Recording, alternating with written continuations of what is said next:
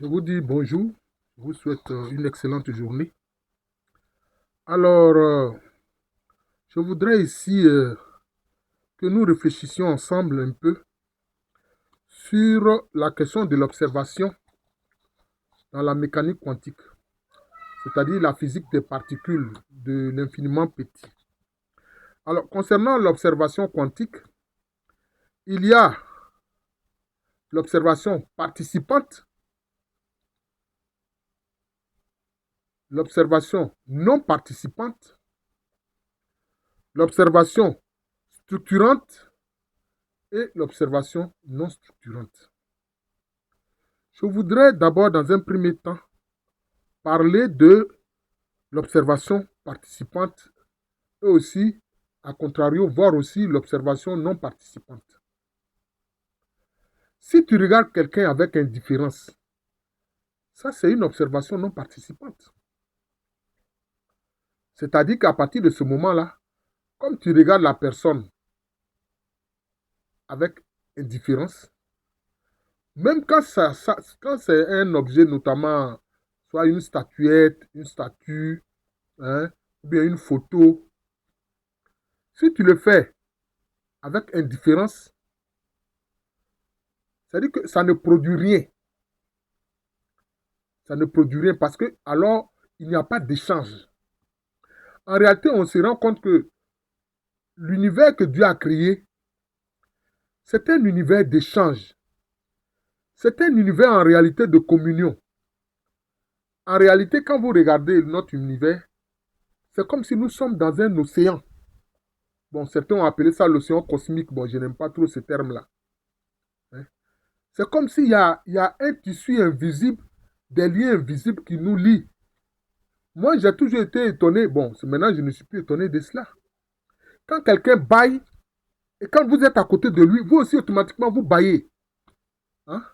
Et ça va comme ça aller de contagion de bâillement en contagion de bâillement. Vous voyez? Mais parce qu'en réalité, nous sommes comme dans un océan. Nous tous sommes comme dans un océan. C'est pour ça aussi que quand quelqu'un il a une maladie contagieuse, si vous êtes à côté là, vous serez contaminé. En fait, nous sommes dans, dans un océan commun. Pardon. Il a fallu utiliser le terme cosmique encore. Bon, écoutez, bon, quelquefois aussi, ça traduit bien certaines réalités. Vous voyez. C'est pour ça que j'ai toujours dit que ceux qui se plaignent des statues et des statuettes dans la spiritualité se trompent. Parce que si tu regardes une statue, par exemple de la Vierge Marie, ou d'un saint, ou une image d'un saint, ou une image de la Vierge Marie, bon, évidemment, il y a différentes représentations de la Vierge Marie. Hein. Souvent, ce qu'on voit dans cette iconographie-là, c'est la Vierge Marie, très blonde, iris bleu, teint très clair. Oh non. Hein? Non. Par exemple, la Vierge de Guadalupe nous apparaît avec un visage d'amérindienne. Hein? Et puis, il y a la Vierge noire, hein? dont le très vénéré pape Jean-Paul II était un grand dévot. Hein? Vous voyez, la Vierge noire. Donc, c'est cela. Moi-même, personnellement, j'aime beaucoup. Je suis, je crois, dévot de cette Vierge noire-là. Voilà. Vous voyez? Par exemple, la Vierge noire. Voilà. La Vierge noire, c'est ça. Donc, c'est ça. Elle est mère de l'humanité sauvée. Donc, elle n'est pas là pour des questions de teint, etc. Non. Donc, c'est cela. Donc, si nous avons un regard participant, c'est comme s'il y a un échange. Si tu regardes un crucifix, c'est la croix sur laquelle le Christ est représenté. Si tu as un échange, tu regardes ça de façon participante. Hein? Parce que quand tu regardes, ça envoie dans ton esprit, dans ton cœur, toutes sortes de situations. Hein? Jésus qui vient sauver l'humanité. Si tu regardes une photo, hein, d'un parent défunt, de ta mère défunte, etc. Moi, souvent, dans le couloir qui mène à ma chambre, il y a une photo de ma mère défunte. la pauvre Sabo Elisabeth, Nyamke Sabo Elisabeth, je la regarde et puis je lui parle. Voilà, je lui parle. C'est bien une photo d'elle, une image d'elle. Je lui parle, je lui dis, ben, tu sais que je prie pour toi et là où tu es, toi aussi, prie pour moi. Hein? Donc c'est ça. Donc il faut avoir toujours ce regard participatif, hein, hein, qu'on appelle l'observation participante. C'est très important. Ça crée un lien. Bon, les spiritualités qui rejettent toute image, etc. Mais quelquefois, ils ont des problèmes. Parce que moi, j'ai constaté, par exemple, nos frères évangéliques. Alors, qu'est-ce qu'ils font? Certains ont compris l'importance. Mais comme ils rejettent les statues, ils rejettent les images, qu'est-ce qu'ils font? Maintenant, ils mettent des versets bibliques. Ils mettent des versets bibliques et puis qu'ils accrochent dans leur chambre ou bien dans leur salon. Ils ont des versets bibliques qu'ils mettent. Voilà. Mais quand ils regardent ces versets bibliques-là, alors ils créent quoi? Ils créent une participation de leur relation, de leurs yeux, de leur cœur avec cette parole de Dieu, cette parole divine. Hein? Mais là, ils vont se dire, oh non, non, non, on ne peut pas nous accuser d'avoir utilisé une image. Mais même une parole divine transcrite sur un tableau, c'est bien une image. Hein? C'est bien une image. Donc, vous voyez, donc c'est ça. Hein? C'est ça. Moi, concernant les musulmans, par exemple, quelquefois, je sais bien comment on écrit le nom Allah, et puis aussi comment on écrit le nom Muhammad. Donc, quelquefois, vous voyez, par exemple, chez les musulmans, bon, ils ont aussi des tableaux où c'est mis Allah, et puis en dessous, on met Muhammad. Vous voyez? Donc, c'est ça. Donc, regardez hein, d'une façon participative, c'est très, très important. Ça crée un lien. Ça crée un lien. Que vous le sachiez ou pas, ça crée un lien.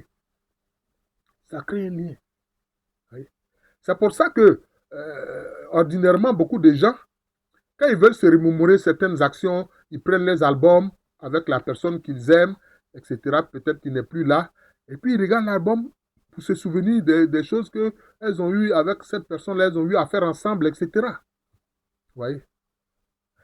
Donc, la mécanique quantique nous permet de comprendre que nous ne devons pas regarder les choses avec indifférence. Parce que dans le regard, il y a beaucoup de choses. Il y a un regard d'affection, le regard d'amour, le regard du pardon, le regard de la compassion. Moi, je m'énerve quand les gens disent oui, ce que tu fais là, ce que tu fais, c'est trop émotionnel, etc. Celui qui n'a pas d'émotion n'est pas un être humain. Et ceux qui veulent vous éloigner de l'émotion là, méfiez-vous d'eux. L'émotion, c'est parfaitement humain. C'est un état de l'humain. Celui qui n'a pas d'émotion n'est pas humain.